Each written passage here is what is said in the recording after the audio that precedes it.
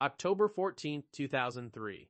Wrigley Field, Chicago, Illinois. The Cubs are 5 outs away from the World Series. Let that settle for a second. 5 outs, 58 years of waiting. The longest championship drought in American professional sports. And the Cubs, your Cubs, are 5 outs away from ending it all. And then everything fell apart in the most painful, spectacular, gut-wrenching way imaginable. This is the full story of the Bartman game. The night Chicago almost had it, and the truth about what really happened that nobody talks about. Before we get into it, drop in the comments where you were when this happened. We read every single one. To understand October 14th, 2003, you have to understand what it meant to be a Cubs fan going into that night. The Cubs had not been to the World Series since 1945, 58 years.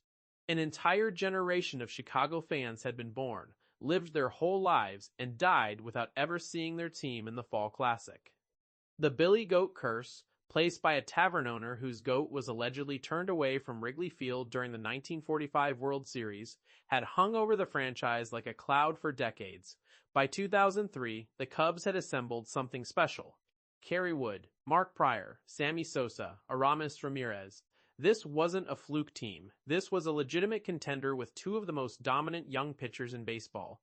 Prior in particular had been absolutely electric all season, finishing with 18 wins and nearly 250 strikeouts.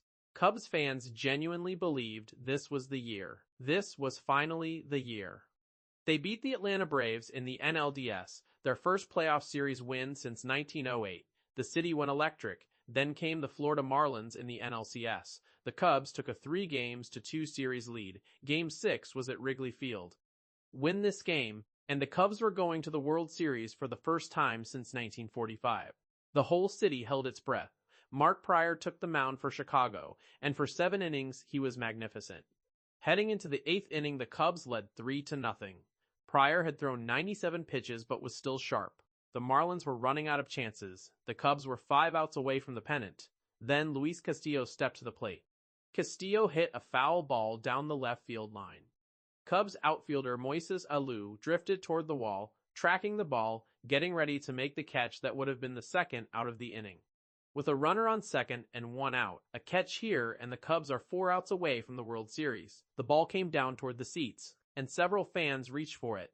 One of them, a 26-year-old lifelong Cubs fan named Steve Bartman, wearing headphones and a blue Cubs hat, completely focused on the ball coming toward him, deflected it away from Alou. No catch. Moises Alou slammed his hands down in fury. The crowd at Wrigley exploded in outrage, and in that moment, everything changed. Now here's the truth that every Cubs fan knows deep down, but the Bartman narrative has buried for 20 years. What happened next was not Steve Bartman's fault, not even close. After the foul ball, Castillo walked. The Cubs still led 3-1 with 1 out. Florida's win probability at that moment was just 21%. The Cubs were still heavily favored to win the game. There were still outs to get. Prior was still on the mound. Then Miguel Cabrera hit a routine double play ball to shortstop Alex Gonzalez. A routine play. One Gonzalez had made hundreds of times. Make that play and the inning is over. The Cubs escape. 5 outs away becomes 4 outs away, and Wrigley Field exhales. Gonzalez booted it. Error. Bases loaded. Still just 1 out. The inning that should have ended continued. That error, not the Bartman play, was the moment the game truly turned. And what followed was one of the most stunning collapses in baseball history. Ivan Rodriguez had already singled in a run, making it 3-1. Now, with the bases loaded, Derek Lee doubled to tie the game. Then Jeff Conine hit a sacrifice fly. Then an intentional walk. Then Mike Mordecai hit a bases-clearing double. Then Juan Pierre singled. 8 runs, 8, in 1 inning. Prior was pulled. Kyle Farnsworth came in and couldn't stop the bleeding. The Cubs, who had been 5 outs away from the World Series, were now losing 8-3. Wrigley Field, which had been the loudest place on earth an inning earlier, went completely silent. The Cubs went down in order the last 2 innings. Final score, Marlins 8, Cubs 3. But the story of that night doesn't belong to the collapse. It belongs to what happened to Steve Bartman. In the moments after the foul ball, the Wrigley crowd turned on him completely. Beer was thrown. Food was thrown. Fans screamed at him from every direction. Security escorted him out of the ballpark for his own safety.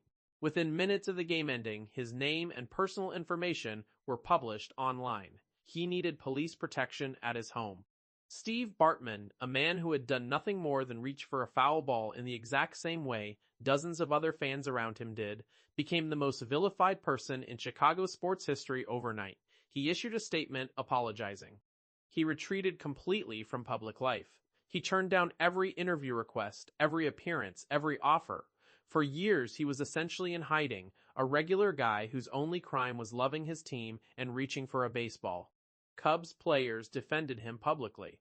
Pryor said the collapse was on the players, not the fans. Alou later admitted he wasn't even sure he would have caught the ball. Multiple players came forward over the years saying they believed they should have won regardless of what happened on that foul ball. But the narrative had already been set. Bartman was the scapegoat, and Chicago let him be one. The Cubs came back the next night for Game 7. They led 5-3 heading into the 8th inning, and they lost again, the Marlins scoring 3 runs in the 8th to win the series. The World Series appearance that had been 5 outs away was gone forever. The Marlins went on to beat the New York Yankees in one of the great World Series upsets in history. The Cubs waited 13 more years. But the story of Steve Bartman has a redemption arc. In 2016, the Chicago Cubs ended the longest championship drought in professional sports history, defeating the Cleveland Indians in Game 7 of the World Series in one of the greatest games ever played. The city erupted. 108 years of waiting, over. And in July 2017, 14 years after the incident, the Cubs did something extraordinary. Cubs chairman Tom Ricketts personally presented Steve Bartman with a 2016 World Series championship ring in his office at Wrigley Field. The ring contained 108 diamonds, one for each year of the drought. The Cubs released a statement saying, "We hope this provides closure on an unfortunate chapter of the story that is perpetuated throughout our quest to win a long-awaited World Series. While no gesture can fully lift the public burden he has endured for more than a decade, we felt it was important Steve knows he has been and continues to be fully embraced by this organization." Bartman responded with a statement of his own. He said, "Although I do not consider myself worthy of such an honor, I am deeply moved and sincerely grateful. I am relieved and hopeful that the saga of the 2003 foul ball incident surrounding my family and me is finally over." The gesture was quiet. No cameras, no public ceremony. Bartman requested no photos or video be taken. But it was Chicago acknowledging, finally, that Steve Bartman had been treated unfairly, that he deserved better. Bartman still has not given an interview. He has still not made a public appearance. He lives a quiet life in Chicago to this day. The Bartman game is the most famous moment in Cubs history, more famous than the 1945 World Series loss, more famous than the Billy Goat curse itself. It is the moment that defined a generation of Cubs fans, the moment that came closest, that hurt the deepest, that left the longest scar. But here is what 20 years of perspective gives us. The Cubs were not a cursed team.